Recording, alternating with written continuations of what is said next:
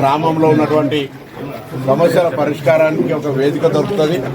తప్పకుండా భవిష్యత్తులో గ్రామం అన్ని గ్రామాలకు ఆదర్శంగా ఉండే విధంగా ఇప్పుడు రోడ్డు చూసినాం. నేను ఇప్పుడే రాగానే కలెక్టర్ గారు చెప్పినాం, రోడ్డును కూడా ప్రజలకు ఉపయోగపడే విధంగా తొందరగా టెండర్ అయిపోయి ఉంది. దాన్ని తొందరగా తీసే విధంగా చర్యలు తీసుకుంటాం. అదేవిధంగా ఈరోజు మీ గ్రామ వివోలకు స్టీల్ బ్యాంకులు ఇస్తా ఉన్నాం.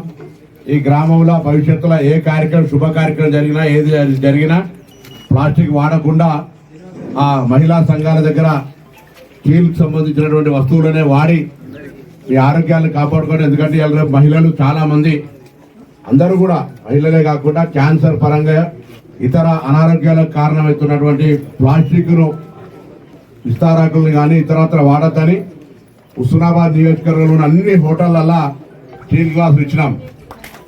అదేవిధంగా మహిళా సంఘాలకు మొత్తంగా 280 గ్రామైక్య సంఘాలకు సంబంధించి స్టీల్కి సంబంధించిన కిట్టు 13 రకాల వస్తువులతో ఇచ్చినాం మనం.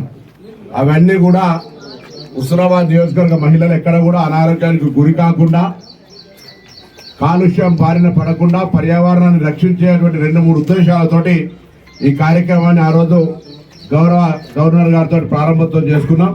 దయచేసి గ్రామంలో కొంత విరివిగా చెట్లు నాటండి. మొక్కలు నాటడం ద్వారా కానీ లేకపోతే మనకు ఉండబడేటువంటి కొంత వ్యవస్థను బాగు చేసుకోవడానికి గ్రామస్తులందరూ ఐక్యంగా ఇప్పటికే ఈ భవనానికి స్థలం ఇచ్చినటువంటి అతను కూడా సన్మానం చేసినాను. వారికి ధన్యవాదాలు తుకారావు గారికి. అదేవిధంగా తప్పకుండా కొన్ని మంచి కార్యక్రమాలు చేస్తే ఎప్పుడు కూడా అందరూ జ్ఞాపకం ఉంచుకుంటారు. కాబట్టి మరొకసారి నేను మీ అందరికీ కూడా గ్రామానికి సంబంధించిన ఏమైనా సమస్యలు, రోడ్లు, ఇతరత్ర త్రాగునీటి సమస్యలకు సంబంధించిన తప్పకుండా పరిష్కారం చేస్తారన్న మాట మనవి చేస్తూ మంత్రి గారితో రోజు మాట్లాడుతూ ఉన్నాం. వాస్తవంగా ఇది రాష్ట్ర ప్రభుత్వం తయారీ కాదు, కేంద్రంలో తయారు కావాలి. కేంద్రంలో వివిధ కారణాల వల్ల ఏవైనా మన రాష్ట్రానికి కొంత ఎరువుల పరంగా ఇబ్బంది కలిగింది. నేను కూడా చాలా బాధ, ఎందుకంటే రైతులు ఎరువుల కొరకు లైన్లు నిలిచిపోయినటువంటి పరిస్థితి రావద్దు.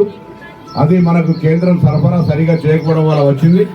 దానికి నేను అనేక సందర్భాల లోపల అధికారులందరితో మాట్లాడుతున్నాను. మిగతా వాటికి అంటే కొంత మెరుగైనా ఇక్కడ కూడా ప్రజలు ఎరువు కోసం నిలబడడం అనేటువంటిది నాకు మంచిగా అనిపించలేదు.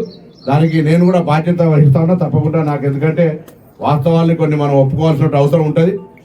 ఎరువుల ఉత్పత్తి మీకు తెలుసు, మిగతా అంతా రాష్ట్రాలలో ఉంటాయి, కానీ ఎరువు అంతా పూర్తిగా సెంట్రల్దే. ఏదేమైనా సరే ఇవల్ల అందరికీ మంచి జరగాలని కోరుకుంటూ మరి మీ అందరికీ నా శుభాకాంక్షలు. కలెక్టర్ గారు ఒక